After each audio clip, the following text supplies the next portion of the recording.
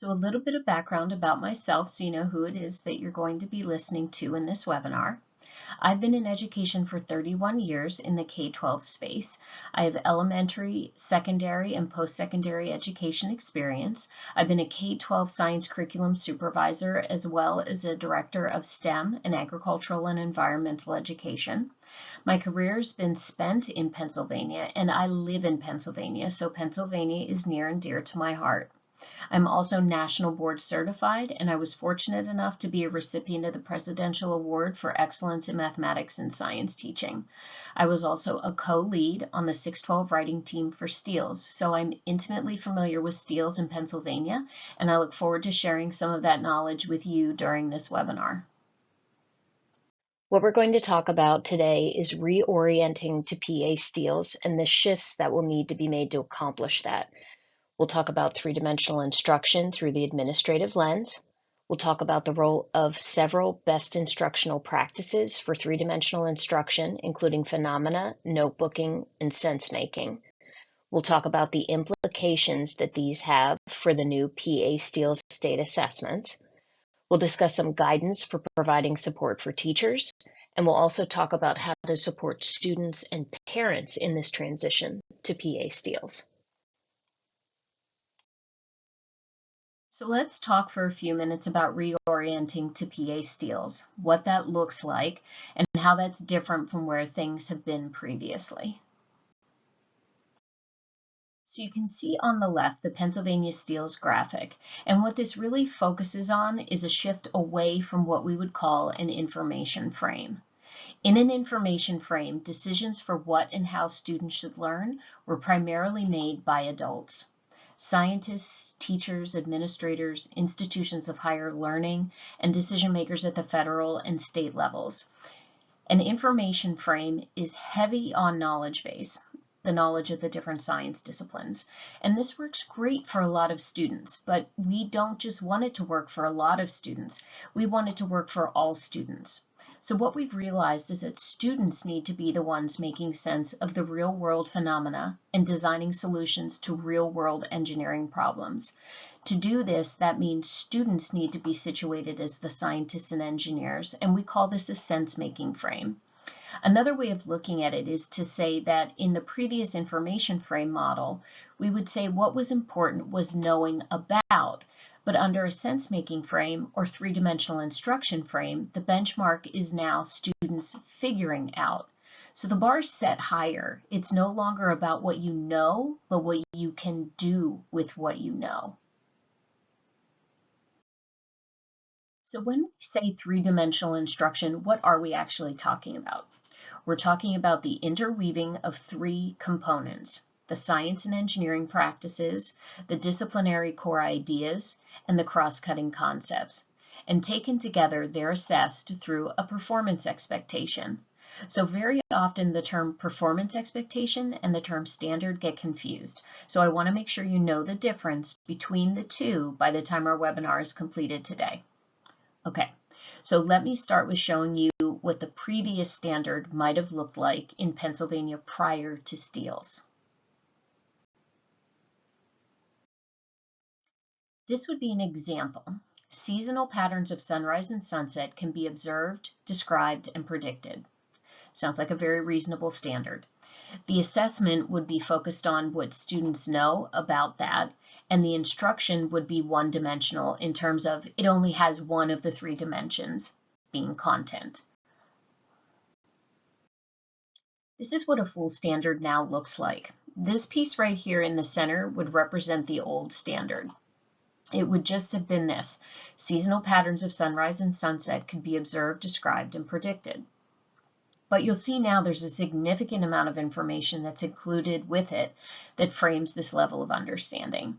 In other words, it frames where this benchmark, this bar, is set in order for students to show that they've mastered this. So if we look at the top, this is what we would call the performance expectation, the assessment of the understanding. We can see that this is coded as 331B, and it says students who demonstrate understanding can make observations. So there's a doing piece. And then we have the content piece: make observations at different times of year to relate the amount of daylight to the time of year. There's also the third component, which is the cross-cutting concept, which in this case is patterns. Many of the performance expectations have all three of the dimensions listed right in the performance expectation. This one doesn't, but I think you can tell from what it says that it's implicit in what's already written. There's also a clarifying statement that tells us that the emphasis is on relative comparisons of the amount of daylight in winter compared to spring or fall. And then there's an assessment boundary, which tells us that the assessment is limited to relative amounts of daylight. In other words, this is a qualitative assessment of daylight, not a quantitative assessment of daylight. And that's important to know. Then the next piece of the standard is the specificity for the three dimensions. So it tells us that the science and engineering practice that's being focused on in this performance expectation is planning and carrying out investigations. They want students making observations firsthand or from media to collect data that can be used to make comparisons. So that's the what students do piece. And then the what students know is the seasonal comparison part right here. And then we've got our cross-cutting concept, which is patterns, the how students think part. Now the pieces at the bottom are also super helpful. And here's a tip. Because three-dimensional instruction needs to be driven by phenomena, one of the places that you can look for ideas about phenomena is right here in the section that says Pennsylvania context. When we were writing the standards, one of the things we wanted to do was to make sure we had local relevant phenomena, which for students is always best. So we gave examples here under Pennsylvania context. In the context of Pennsylvania, we happen to have 4 very distinct seasons, unlike some other states, and we wanted to provide that context for phenomena. Career-ready skills are also listed here, as well as connections to several other content standards and practices that are connected to agricultural science, environmental literacy and sustainability, and then we have the PA Common Core for ELA and math. And all these things are helpful when you're trying to make those connections between and among other content areas. This whole thing taken together in green is the full standard. Now what I want to do is I want to take a look specifically at the performance expectation itself. In this case, we're still on 331B about observations of daylight. And that's the same. But when we look at it in terms of assessment versus the old way we assessed, this is a performance expectation, meaning students have to do something, and it is an expectation, not a suggestion. It is expected that to meet the level of mastery for this performance expectation, students must be able to do what it says, make observations, and then draw meaning from that. So what can students do with what they know is now the benchmark. In terms of instruction, we have to include phenomena and sense making in this, and I'll get to both of those in just a minute. One of the helpful things that has come out with the Next Gen Science Standards and can be applied to STEELS are the evidence statements. Very often where we kind of get hung up in our curricular planning is this with the assessment. So how do we assess in a way that's three-dimensional so our students are prepared? And let's face it, we also mean prepared for the STEELS assessment. When we're looking here at the evidence statement, we can see that in this case, there are 3 sections. Section 1 is organizing data, Section 2 is identifying relationships, and Section 3 is interpreting data. All you do is you pick one thing from each section and you create your assessment from those. So just one thing. From 1A, you pick 1. From 2A, you pick 1. From 3A and B, you pick 1. Just one from each section, and that will give you a robust 3-dimensional assessment. I want to point out one additional thing here where it says describe, and it has this little asterisk up here. Whenever you see this in an evidence statement, there's going to be a clarifier on the same page, and I have it here in the lower left corner of the screen. It says, unless otherwise specified, descriptions referenced in the evidence statements could include, but are not limited to, written, oral, pictorial, and kinesthetic descriptions. And what they mean is that it's perfectly fine for students to represent their understanding in multimodal ways, right? So there's more than one way students can make their understanding visible in an accessible way. Now we're going to take a further look at this specific example. This is a first grade standard, and again, I have the PA STEELS logo over here. We want to look at those three components of three-dimensional instruction. So what Pennsylvania is saying is that as part of STEELS, we want to include the science and engineering practices, or what students do, the disciplinary core ideas, or what students know, and the cross-cutting concepts, which is how students think. If we look at these, the science and engineering practices are how we do science, disciplinary core ideas are the things that we know, and the cross-cutting concepts are the big ideas in science that transcend all of the science disciplines. And in fact, they transcend science. They transcend into social studies, ELA, math, they go into life. These transcending cross-cutting concepts are things like patterns, systems and models, cause and effect, scale, proportion, and quantity, and stability and change. They can be applied very broadly and is one of the ways that we help students understand their learning so that it can be applied to novel contexts. The cross-cutting concepts are the way we accustom students to unsilo their learning and apply it across all content areas and their lives. The cross-cutting concepts are what tie everything together. So I just want to make note of that for all of you. So let's take a look at 331B. We said observations at different times of year. Notice that's in green.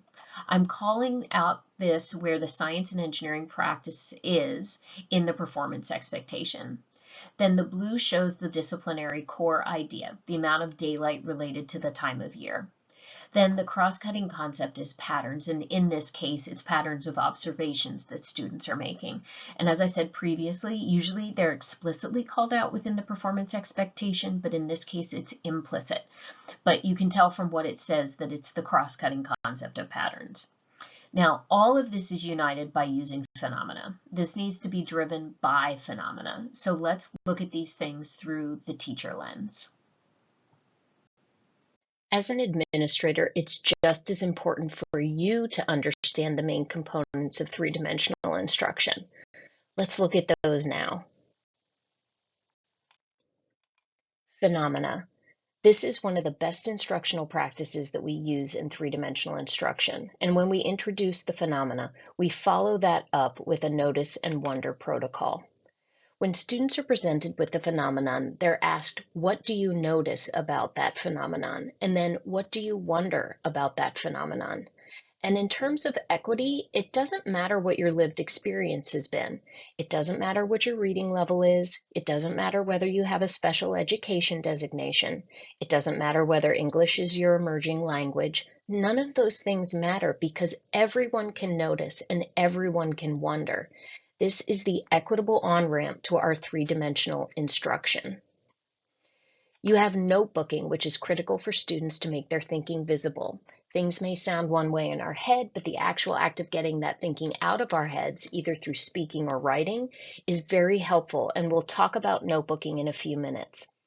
Student-to-student discourse is another best practice in three-dimensional instruction, and we really mean for this to be a two-way dialogue between students in which students are sharing their thinking, and then students are responding to the thinking of other students. Then we have sense making. This is by far the most critical best practice that you can use in your classroom to support three-dimensional instruction. And we will talk more about that in a bit. Then there's this, the critical role of the teacher as a procedural facilitator of student learning. We'll talk more about this as well. So let's dive a little deeper into these best practices.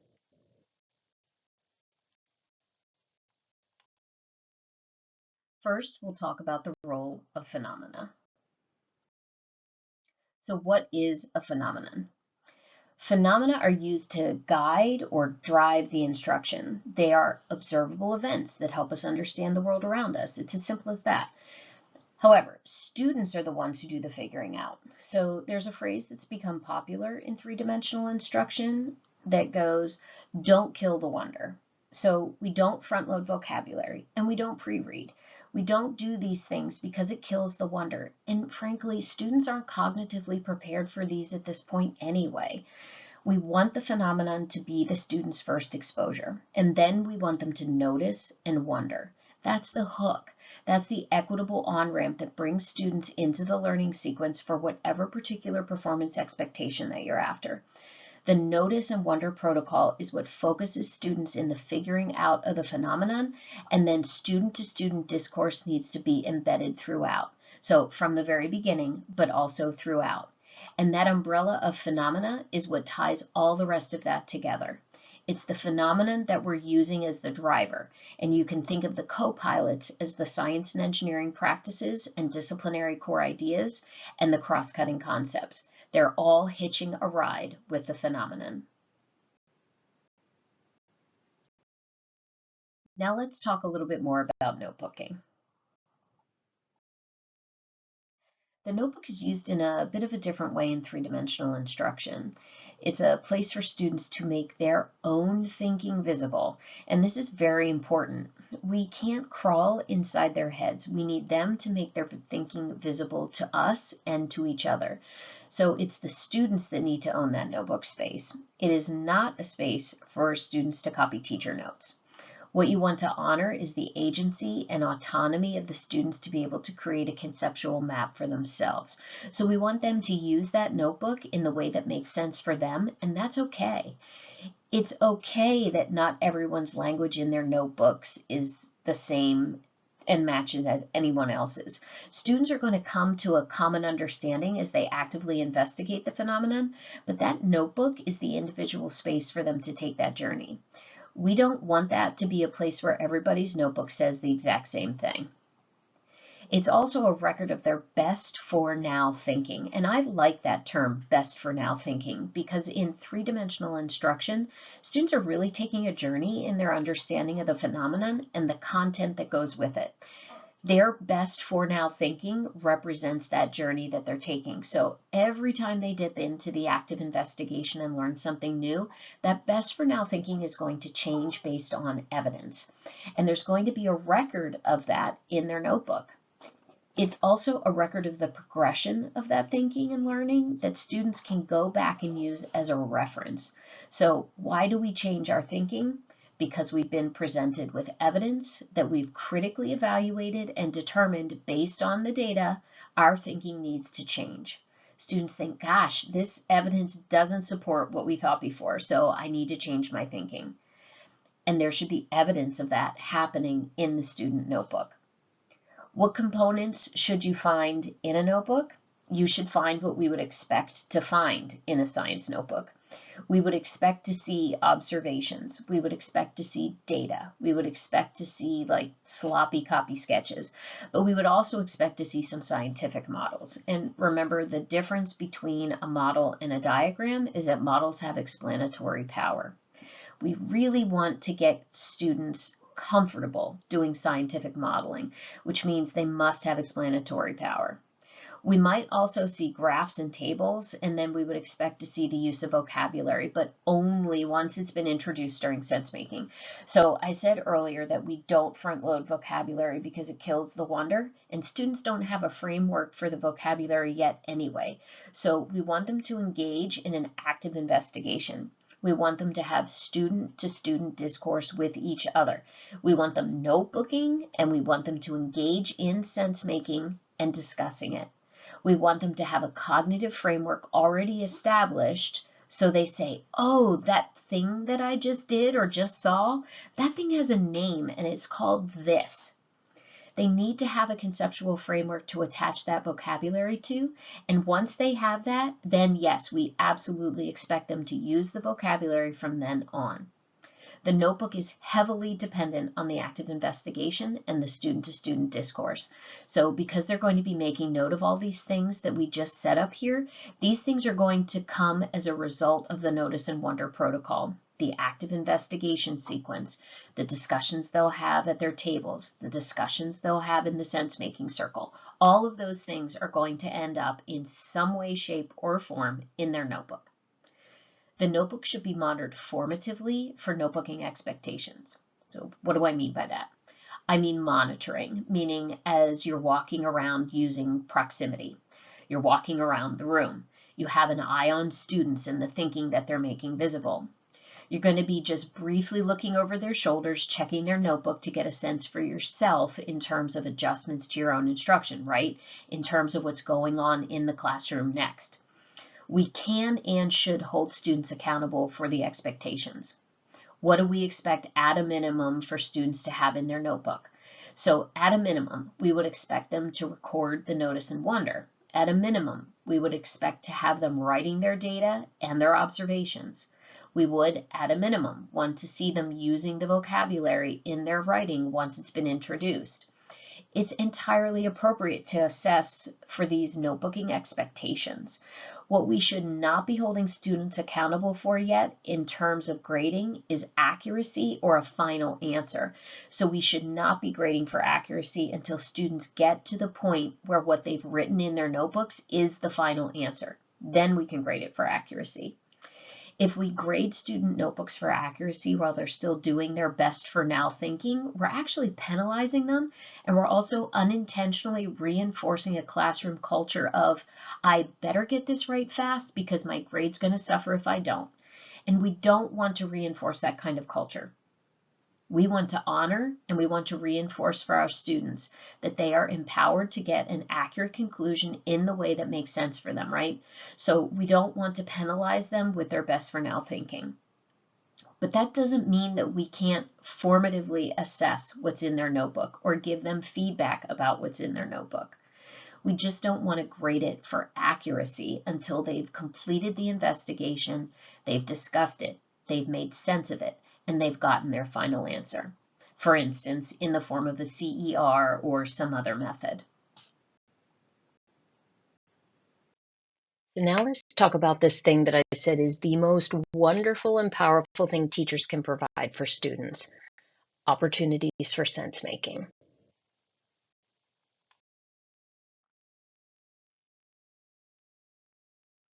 If you're on this webinar and you're old enough to remember Popeye, you know he ate spinach and that gave him superpower. So in terms of active investigation in a three-dimensional classroom, sense making is the thing that gives the superpower to three-dimensional instruction. And this is where students figure out what their data and observations actually mean. Think about it. Up until this point, yes, they've been working with the phenomenon. Yes, they've noticed and wondered. Yes, they've written in their notebook. Yes, they've had a dialogue with their peers. But the only place for them to actually put it all together and figure out what all of that means in some cohesive kind of way is when they come together in sense making. Sense making is where they put those pieces together, and I cannot stress enough to you how critical that is. You should not have the phenomenon without then including the sense making as part of that sequence of learning. So let's look a little bit more in depth at what sense making is. Sense making is done as a class and usually by standing or sitting in a circle. And the reason we do that is because of equity. We want students all standing or sitting sort of shoulder to shoulder in a circle so they can all see each other. We don't want any double parkers, which is like the person that stands behind the circle. We don't want that. We want everyone in the circle as equals, and we want them talking to each other. Teachers are in the role of a facilitator of process. They can keep the sense-making process going, but the students do the work. Whenever I'm in a sense-making circle with students, I may pose a question, but then I say, talk to each other. Then I get quiet and let students do the talking. Students can use sentence stems as a way of helping them to have productive student-to-student discourse, but the students are the ones responsible for using their data, their observations, their questions, and they will work out the understanding, and that's very important. This is really focused on student-to-student discourse, and what I mean by that is that these are not a series of monologues. It's not a series of one student shares what they think, another student shares what they think, and so on. These are conversations, actual scientific discourse back and forth among students, a true dialogue. So we have students sharing their scientific thinking with the group, and then people in the group responding to that thinking based on evidence. Students are sharing claims based on evidence, and students are responding to claims based on evidence, and that's why it's called discourse and not a series of monologues. In the sense-making circle, students often develop class models and anchor charts so they can collectively put their knowledge together, different things that they've noticed or found out as they've been doing the active investigation. And we bring those things together in collective understanding during that sense-making session.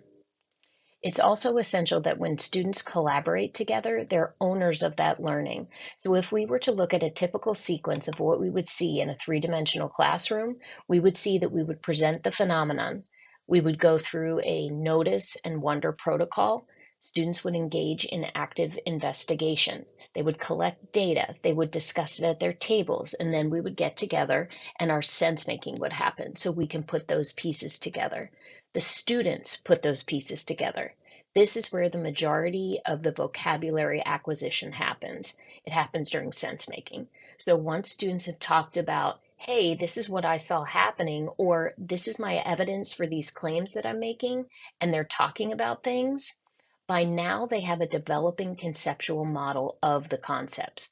Now we add vocabulary. So as the facilitator, teachers are able to say, okay, this thing you're talking about has a name and it's this. And from that point on, the expectation is that students will use that vocabulary. But you'll be surprised at how quickly it is that they're able to pick it up and retain it once they have that conceptual framework. Another thing of note is that after sense making, that's when you would find the reading happening. We're not pre-reading. We aren't doing reading at the beginning. We almost never do that. And the reason it happens after vocabulary acquisition is because the literature very clearly tells us that students, for the same reason they need a conceptual framework for vocabulary, need a conceptual framework for reading informational text. They have to have something to attach that to, so they're not trying to decode everything at the same time they're trying to understand the content. In this case, students that may even be 2 grade levels below in reading, those grade level differences are mitigated when you do three-dimensional instruction in this way that includes sense making, then vocabulary acquisition, then reading. So it makes a much more level playing field, and we all know informational text can be very challenging for students, but when done this way, it becomes much more accessible for students. Then we would conduct some sort of summative assessment, either through a CER or some other form of assessment. And I do want to note here that notebooking and student-to-student discourse are embedded throughout this process. Other benefits of sense making are it enables students to apply their understanding to novel scenarios and develop confidence to persist during those novel scenarios, because the sense making comes from the kids and they get to work that out and come to a place of understanding where the teacher has guided but not led the conversation.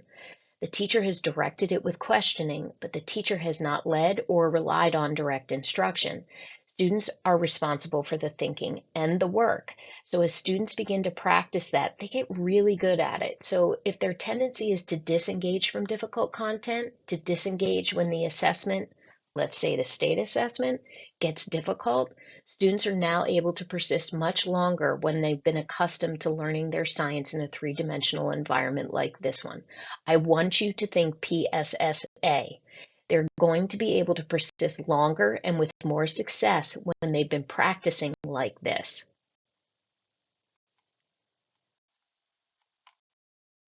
Talking about the STEELS and the PSSA, let's take a look at that.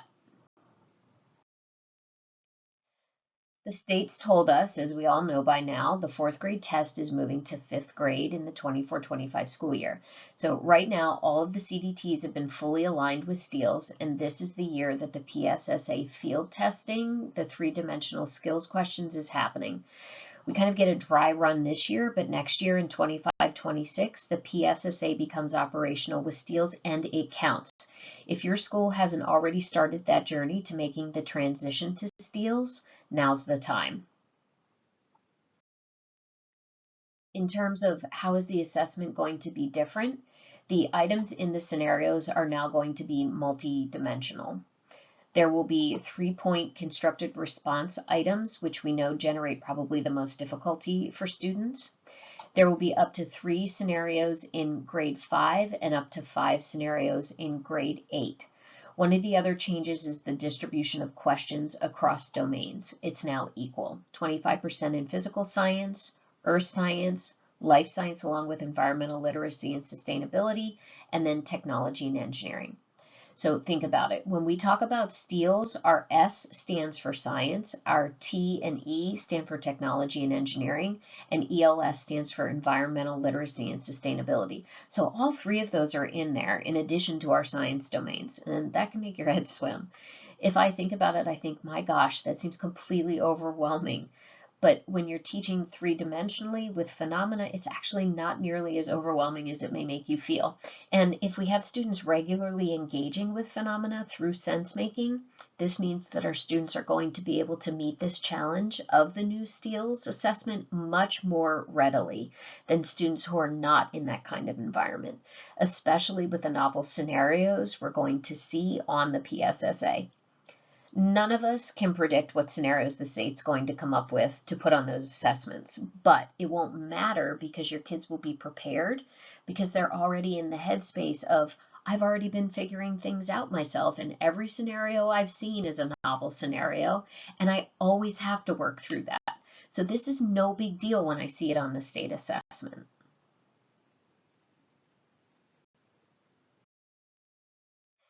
Now let's look at how these performance expectations show up in a STEELS PSSA example, and this is directly from the state, by the way.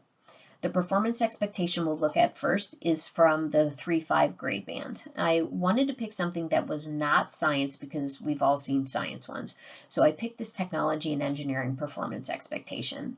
This one is 3.5.3-5.P.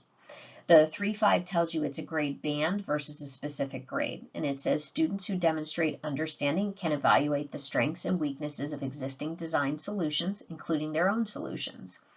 The clarifying statement is that they'll be able to evaluate a range of potential solutions by analyzing the strengths and weaknesses of those designs and use criteria and constraints as a way to judge those strengths and weaknesses. So if we look down at the three-dimensional pieces, students need to engage in argument from evidence in terms of critiquing. They need to be able to develop possible solutions and use critical thinking and optimism as well, which we can call persistence. All these things come into play in this particular performance expectation. So what does this look like on a state assessment? How does this show up as a question? This is what that question looks like. Wow. If we look at these types of questions, they can feel overwhelming for students and maybe overwhelming to look at for you. So we've got a lot going on this page. We've got two diagrams of two different iterations of this paddle boat design. We've got a table with experimental results, and we've got a description of a bit of an experimental design down here in which students have to get through and make sense of before they can even get down here to the prompt. So in the past, looking at this would have given me heartburn. So I think, thank goodness for three-dimensional instruction and these best practices that we're going to be using in our three-dimensional classroom, because they're going to be able to help us out and help the students out significantly. So I'd like you to consider a thought experiment at this point. What I'd like you to do is pause the webinar and take a minute. I want you to read through this PSSA question, and I want you to think deeply about this question from three perspectives. How is engaging in the science and engineering practices and cross-cutting concepts throughout the school year critical to student success on these types of questions? 2, how is engaging in phenomena-driven instruction and student-to-student discourse throughout the school year critical to student success on these types of questions? And 3, how is engaging in sense-making and notebooking throughout the year critical to student persistence and success on these types of questions, instead of just randomly selecting an answer? So take a minute, read through the question, and then consider how these best practices in three-dimensional instruction will end up assisting students on the new PSSA.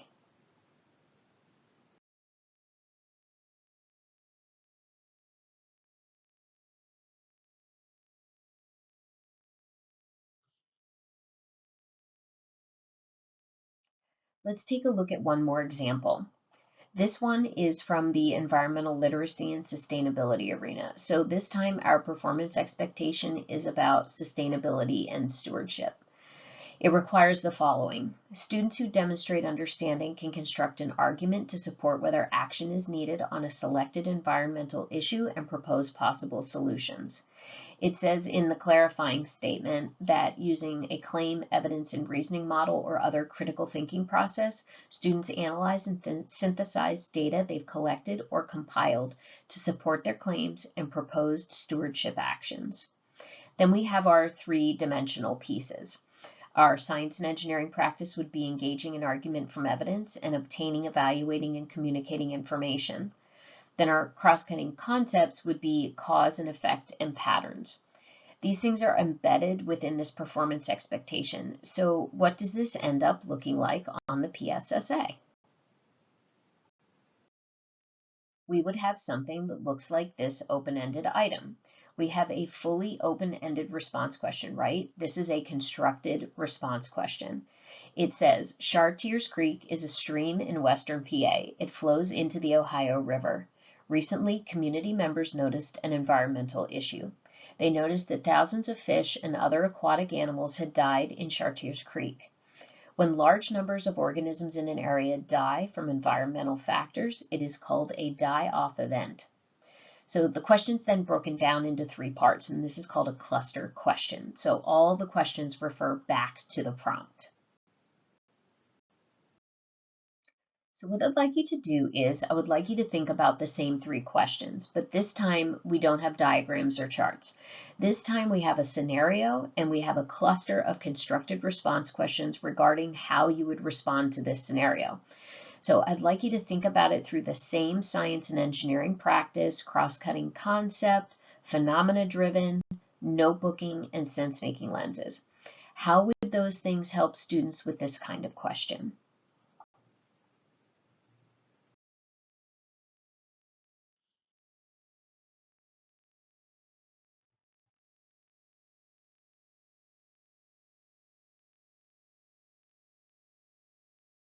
Pause the video again, and on this slide, review some of the benefits for students on the state assessment when they've consistently engaged in phenomena-driven 3-dimensional instruction.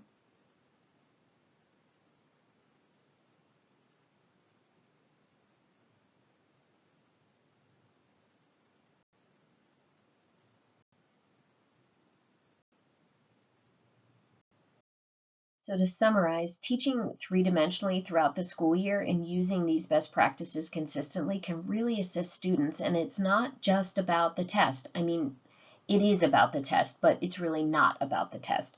We want to assist students in their learning and their self-confidence, so these things are important even beyond the assessment. Let's look at some ways we can support teachers in the shift to 3-dimensional instruction. This is a huge shift, not just in practices, but in pedagogy. And it's a shift for everybody. It's a shift for you, for teachers, for students, and for parents. It's a shift for everybody. Everyone will need support. Think about it. Teachers are essential to 3-dimensional instruction. And the biggest shift they'll make is that of moving away from direct instruction and the use of IRE. IRE is initiation, response, evaluation. For example, teachers might say something like, who knows what this is called, or who remembers this, or who can tell me this? Then a student or 2 respond, and then the teacher says, yes, that's right, or no, and let's see who else can help. That's typical in direct instruction, and that really takes a back seat now. Instead, teachers take on an even more important role, which is a facilitator of process. This will require intentional and sustained professional learning to make the shift away from direct instruction and IRE. One training at the start of the school year won't cut it. Create a professional learning plan that encompasses the first 3 years. But to ensure successful implementation, you will also need your own professional learning. Today's webinar is a great start or addition to that journey. You'll want to prioritize intentional, protected planning time for teachers. Advocate to set aside time for lesson planning and curriculum development, and advocate that professional development days are set aside for 3-dimensional professional learning and teacher collaboration. The more intentional you can be about this, the greater the consistency of implementation within and across grade levels. You also need to seek out high-quality instructional materials to support 3-dimensional instruction. We value what we assess. So one of the ways you can make sure that everyone's pulling in the same direction is to align teacher year-end goals to 3-dimensional instruction. That way you don't have other goals that end up competing for teacher time and attention, especially the first year. Next, you need to think about what a classroom looks like when it's three-dimensional. Be transparent with your teachers about what you're looking for from them and from students when you come in to do a walkthrough or observe. What should you see teachers doing? What should you see students doing? Start small and start with what's going well. Prioritize only 2 to 3 focus areas per year. I really recommend a 3-year tiered implementation for these look-fors because the first year you're going to kind of scratch the surface. The second year you're going to go a little deeper, and in the third year you're going to go a little deeper than that. You'll find that as long as everyone's being consistent, each year your students will be more comfortable with three-dimensional instruction and make greater gains faster. They'll jump into the three-dimensional routines quicker and they'll retain information even longer. The longitudinal benefits resulting from year-over-year consistency are well worth it, so be intentional about your implementation. Finally, consider the use of classroom coaching and peer-to-peer networking because collectively teachers can really benefit from each other with the knowledge and experience they bring to and learn from the three-dimensional journey. Let's talk about how to support students. Here's what we don't want. We don't want students walking into class without any heads up that science is going to look different. A well-planned, common introduction to three-dimensional instruction will go a long way toward helping students make that transition. Students need this just as much as teachers. It's important to have a common introduction to three-dimensional instruction so students are hearing the same message across the board. It's important to work together as a district to develop what that communication looks like. Consider communicating the comparison. This is what instruction looked like previously, but this is what instruction will look like now. Communication should be through a student lens with student-friendly language. The most important thing, however, to communicate is the why. And this is way beyond the state assessment. I said previously that we want consistency in three-dimensional instruction within and across grade levels. It's that consistency that allows students and parents, quite frankly, to understand and trust the changes because those changes are consistent in terms of pedagogy and practice.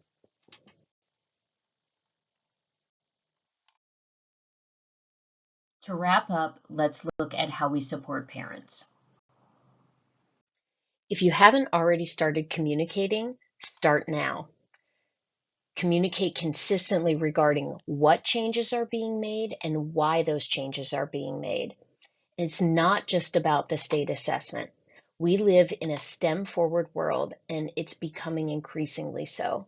The emphasis in three-dimensional instruction is on what students can do with what they know, and to do that, we have to allow students to figure these things out.